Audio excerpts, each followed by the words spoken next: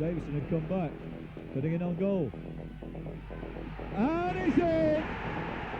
Gary Micklewhite. Fine run made through the middle here by Micklewhite, and Anderson is caught in two minds, and Micklewhite's beaten him, and he's beaten Leighton and getting Derby the lead. What a moment for Gary Micklewhite. Enjoyed this afternoon, and a lot of damage down this side, and there's another one. Micklewhite makes it 6.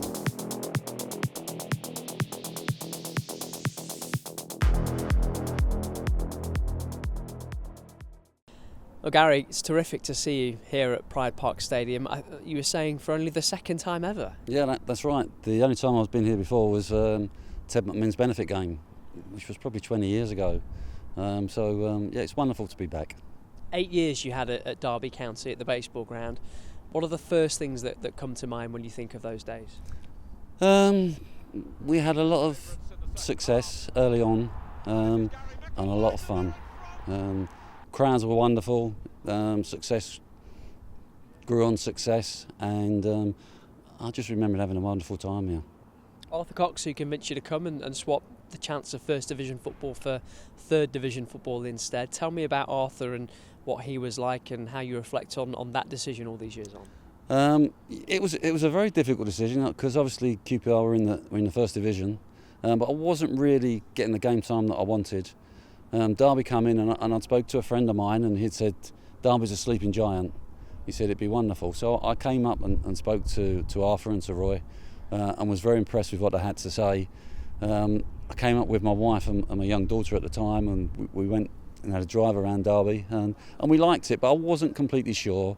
But I went back home and spoke to him again and he convinced me to come up, and it was the best decision I've made. Back-to-back promotions. You made 112 consecutive league appearances at one stage. Those must have just been fantastic days for you. They were wonderful, and the only thing that stopped me carrying on was I ruptured my Achilles.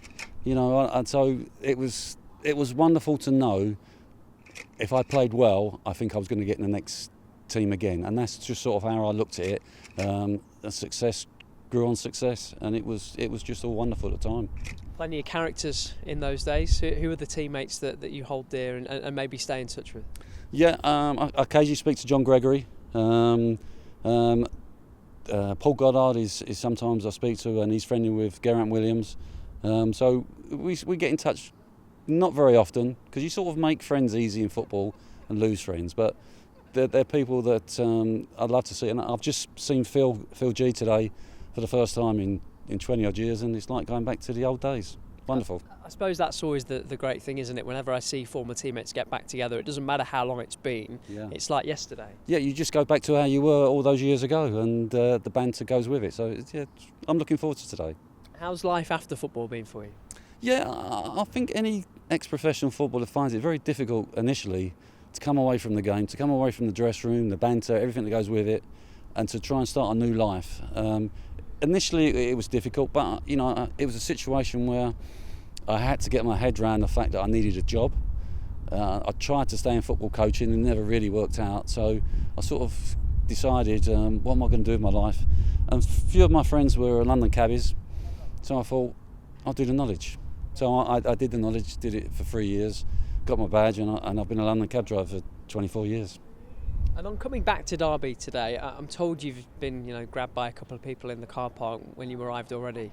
Does that surprise you? Yeah, absolutely shocked me, because it's been so long ago, and one gentleman asked me to sign, and I had about 30 photos to sign of him. It was a really pleasant, lovely surprise. Yeah.